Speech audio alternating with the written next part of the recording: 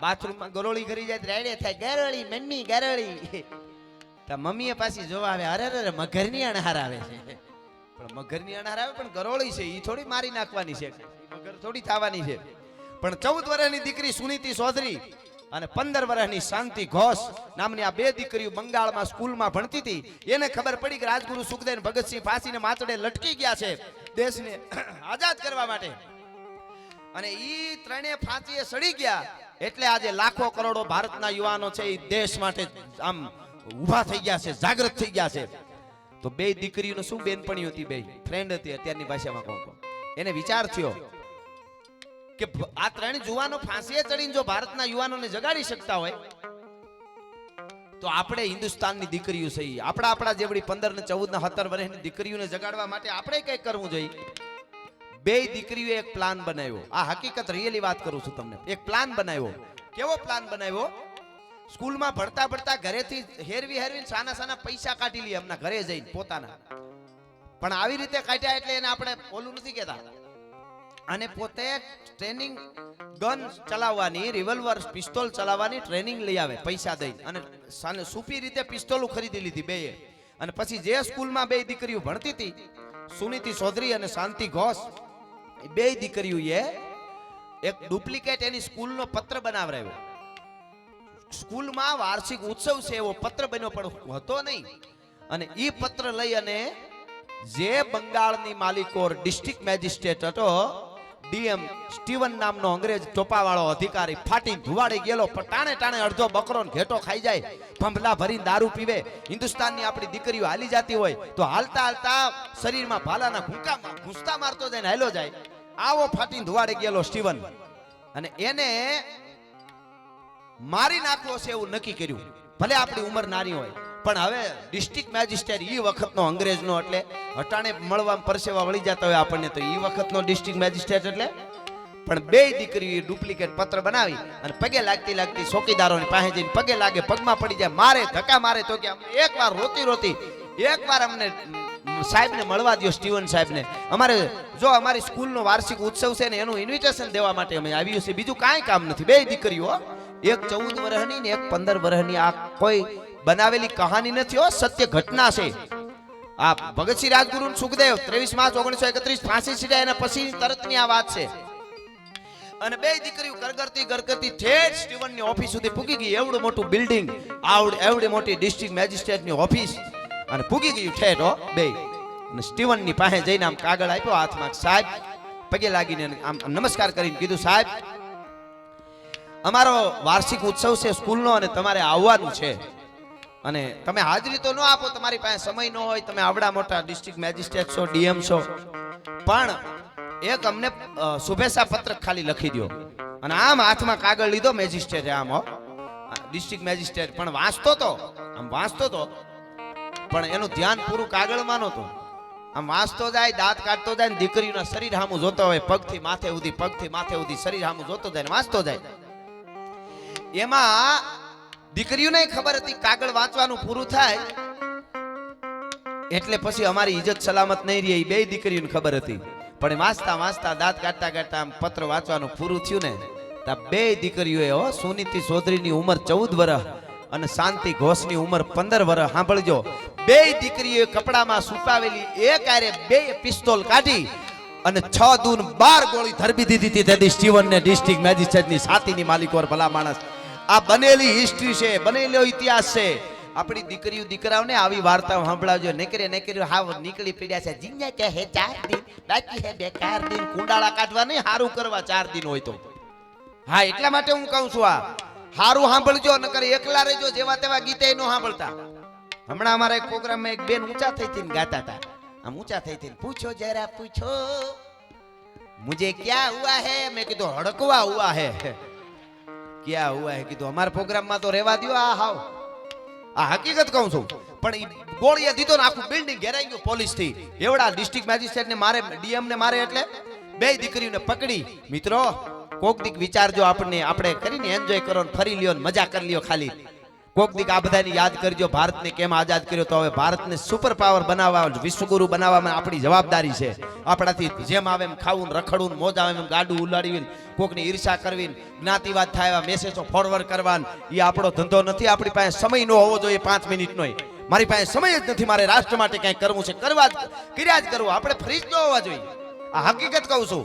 2 દીકરીઓને પકડી જીવતી, પછી તો ઓલાને તો મારી નાખ્યો, 12 ગોળીઓ ધરબી દીધી. 2 હું ખુમારી દીકરીઓની એ છે. પગે લાગવાનું મન થાય, આજે એમ થાય કે એના તસવીર, એના ફોટા ગોતીને પગે લાગી. આનાથી મોટી માતાજી કઈ હોય આપણા માટે. અને 2 દીકરીઓને પકડી, અને મિત્રો આપણને એમ લાગે ને આપણે આઝાદ થઈ ગયા, ખુશીથી જટ દેદી અમે આઝાદી, બીના ખડક બીના ઢાલ, સાબરમતી કે સંત તુને કર દિયા કમાલ. મહાત્મા ગાંધીને મારા વંદન છે. એ મહાપુરુષે દેશ માટે બહુ મહેનત કરી, પણ આપણે એને ખૂબ આપ્યું. જો નોટે નોટે બેઠા છે, પણ એક અહીંયા ચારણ તરીકે આવ્યો એટલે કહી દઉં, કોઈના મગજમાં એવો જો વેમ કરી ગયો હોય મહાત્મા ગાંધી એકલાએ આઝાદી અપાવી, તો એ વેમ કાઢી નાખજો. કેટલાય નવલોયા યુવાનો દીકરીઓએ ધગધગતા લોહી રેડા ને ફાંસીને માથસેડે લટકી ગયા ને એટલે દેશ આઝાદ થયો છે. એનો અર્થ એવો નથી મહાત્મા ગાંધીએ કાંઈ નથી કર્યું, બહુ કરી મહેનત, પણ દેદી અમે આઝાદી બીના ખડક બીના ઢાલ, તો ઈ વાત ખોટી છે. એ 2 દીકરીઓને પકડી, ટૂંકમાં વાત કરી દઉં, અને પછી આમાં વડીલ કોક હોય ને એને પૂછજો, એમને ખબર હોય. ઘો હોય ને, ઘો આપણે ચંદન ઘો કહીએ, ઘો ઘોયરા જેવી, ઈ ઘોનું ચામડું ઉતારી ઈ ઘોનો કોયડો બનાવવામાં આવતો, કોયડો મારવા માટે એના ચામડામાં. અને ઈ એવો લાગે કે જેને મારે ને આમ શરીરે આટો વાટે ને કોયડો પાછો આમ નીકળે ને, એટલે જ્યાં જ્યાં આડ્યો હોય એટલું માછલું આસુ ચામડું ઉતારી લે. એવા કોયડાથી 2 દીકરીઓને માર્યો અને ફાસ્ટેગ કોર્ટ ચાલી. મિત્રો આ વાત હકીકત તમને હું કહી રહ્યો છું. ફાસ્ટેગ કોર્ટ ચાલી જલ્દી.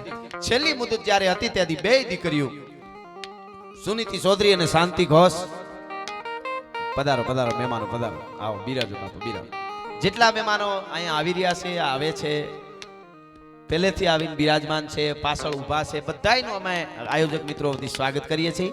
અમારા માટે બધાય હરખા છે, પણ મને થોડું એમ થાય કે હું 1-2 આવી વાતો બાપુ આ સમાજ સુધી પૂગે અને ખબર પડે કે આપણું ભારત શું હતું.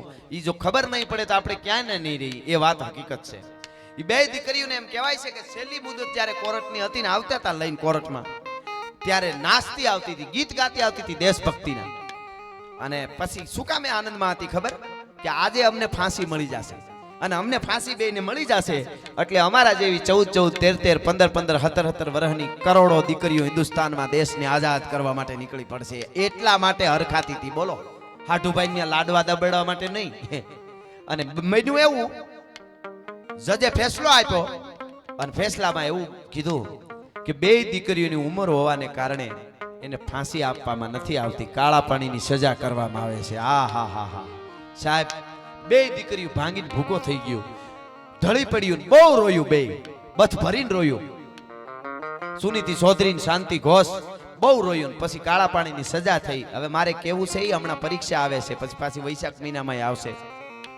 એકવાર નપાસ થાય કે મારે મરી જાવ, એને સાંભળજો. 2 દીકરીઓ કાળા પાણીની સજામાં ગયું ને 7-7 વર્ષ જેલમાં રહ્યું. પછી જેલ ધોવાણી બીજા વિશ્વયુદ્ધ વખતે, આપ બધા જાણો છો, આખો ઇતિહાસ જબરો છે. એટલે એ જેલમાંથી છૂટી અને પાછી આવ્યા પછી 2 ભણવા બેઠીને અભ્યાસ પૂરો કર્યો, અને શાંતિ ઘોષ ડોક્ટર, શાંતિ ઘોષ બંગાળની MLA બની, અને સુનીતિ ચૌધરી ઈ ડોક્ટર બની. ભલા માણસ, આ 2 દીકરીઓ આટલું કર્યા પછી 7 વર્ષ જેલ ભોગવ્યા પછી પાછું ભણતર પૂરું કર્યું. બોલો, આ તો એકવાર નપાસ થાય કે માલે મિલી જાવ, તું જન્મું જ મરેલું છો, હવે તારે મરવાની જરૂર જ નથી. મંદી આવી ગઈ, ભણતરમાં પૂરું થઈ ગયું, મારે ટકા નો, હું નપાસ શું કરું, બોર્ડમાં આંગળી નાખ. બીજું શું કહેવાનું હોય હવે આમાં? હા, એવાની પાસે બેહતા જ નહીં, નબળા વિચારવાળા પાસે ગમે એમ થઈ જાય. 7 વર્ષ જેલ ભોગવા પછી 2 દીકરીઓ પાછી, એક ડોક્ટર બની, એક MLA બની હતી. કહેવાનો અર્થ આ આપણી પરંપરા છે. તો આવડી દીકરીઓ જો રાષ્ટ્ર માટે કાંઈ કરી શકતી હોય તો હું તમે કેમ નહીં? મહારાણા પ્રતાપનો શેરો જ આંખો પડે ને.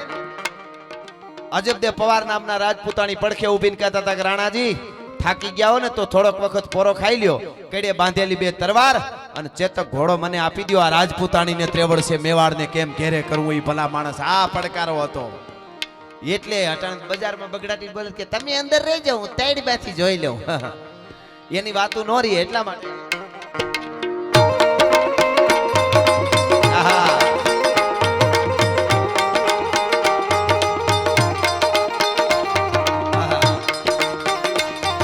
આઈડ હલ્દી મેદાન માંથી યવનોની ફોજ સામે વાર વારે આલા શાહી મોગલોની ફોજ માંથી એમનો ચાટીકો રાણો આટીકો એક લાવીના બપુના મંડાળ માંડ્યા રાજપૂતી ફોજ માંથી બપુના નરબંકા મહાદેવ નામ ધારી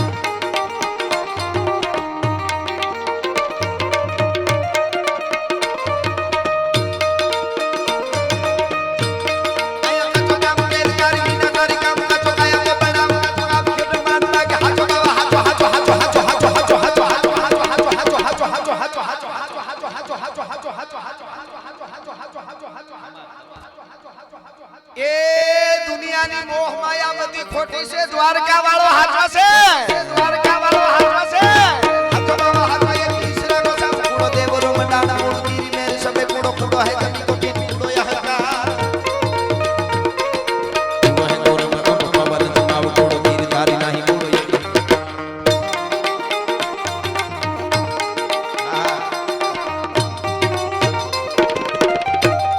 આહા